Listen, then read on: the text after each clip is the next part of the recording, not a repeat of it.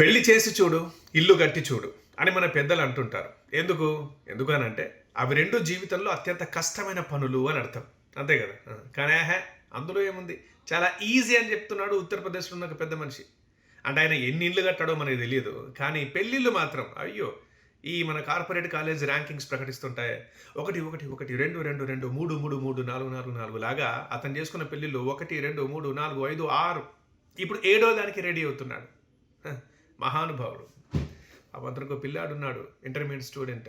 అతను వెళ్ళి పోలీస్ స్టేషన్‌లో కంప్లెయింట్ ఇచ్చాడు. అయ్యా! మా నాన్న 6 పెళ్ళిళ్ళు చేసుకున్నాడు ఇప్పటికే. ఇప్పుడు ఏడో పెళ్లి చేసుకుంటున్నాడు. దయచేసి ఆపండి సార్. చేసుకున్న ప్రతిసారి భూములు నమ్మేస్తున్నాడు, ఆస్తులు నమ్మేస్తున్నాడు. అసలు ఏమేమో చేస్తున్నాడు. దయచేసి ప్లీజ్ ఆపండి సార్ అని నా మైనర్ పిల్లాడు కంప్లెయింట్ ఇస్తే పోలీసులు షాక్ అయ్యారు.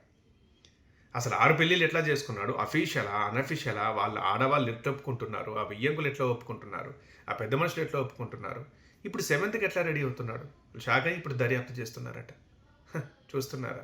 ఏం చేస్తుంటాడు బాబు మీ నాన్నగారు అని ఆ అబ్బాయిని అడిగితే, మా నాన్నగారు పెళ్ళిళ్ళు చేసుకుంటూ ఉంటారండి అని చెప్తాడు అన్నట్లు. అది కదా మరి కథ. ఇక్కడ చూడండి, ఒక్క పెళ్ళి అవ్వకనే దిక్కు లేకనే మన మగాళ్ళు పిల్లల్ని చూస్తే బట్టతలలు వచ్చేస్తున్నాయి. ఆడపిల్లల్ని చూస్తే లావుగా అయిపోతున్నారు. వాళ్ళకి ఒక్కదానికే దిక్కు లేదు. సారు 55 ఏళ్ల వయసులో ఏడో పెళ్ళికి రెడీ అవుతున్నాడు. మెచ్చుకుందామా? తిడదామా? ఖచ్చితంగా తిట్టాలి కదా!